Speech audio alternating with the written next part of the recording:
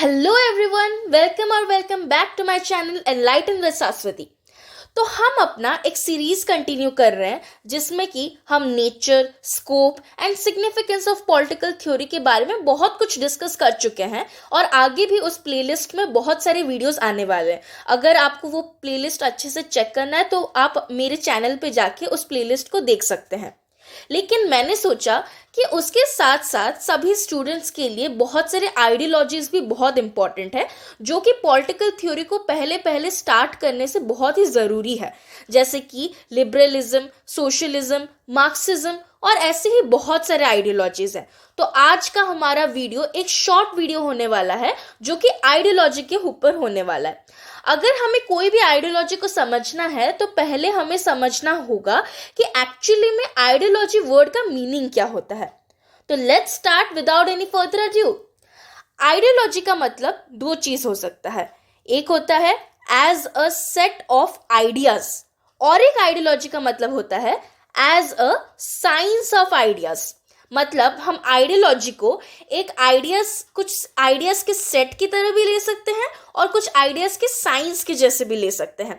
तो हमारा आज का वीडियो हम अच्छे से एक्सप्लेन करेंगे इस वीडियो में कि what is ideology as a set of ideas. So a set of ideas which are expected to be true by a particular group, party or nation without further examination. These ideas are invoked in order to justify or denounce a particular way of social, economic or political organization. इसका मतलब क्या होता है?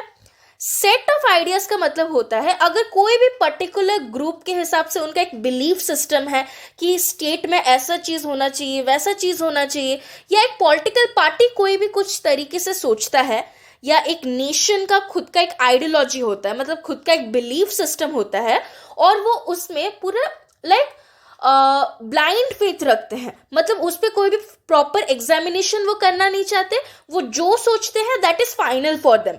And उसी set of ideas को हम ideology बोलते हैं।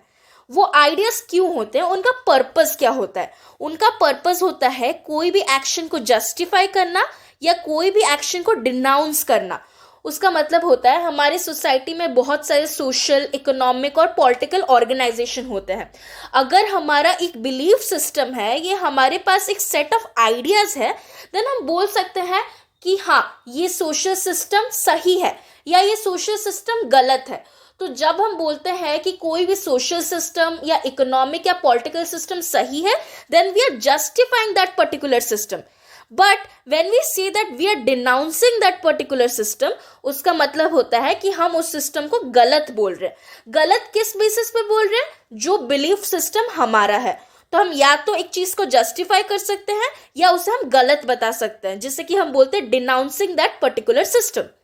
इन this sense ideology is a matter of faith. मैंने जैसे ऑलरेडी बोल दिया था, मैटर ऑफ फेथ मतलब जिस चीजों पे हम बिलीव करते हैं उसे ही हम बोलते हैं मैटर ऑफ फेथ। उसका कोई भी साइंटिफिक बेसिस नहीं होता है। मतलब ये जो सेट ऑफ आइडियाज होते हैं इसके कोई भी साइंटिफिक बेसिस नहीं होते हैं। हम विदाउट एनी प्रॉपर वेरिफिकेशन इसको मानते जाते हैं और इसी से किसी चीज को वैलिडेट करते हैं। तो सबसे लास्ट में है कि आइडियोलॉजीज के कुछ कुछ एग्जाम्पल्स, जैसे कि liberalism, capitalism, socialism, Marxism, anarchism etcetera.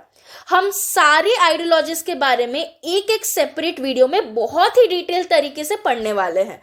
तो आज के लिए बस इतना ही। अगर आपको इसमें कोई भी डाउट है देन आप फ्रीली पूछ सकते हैं। Thank you.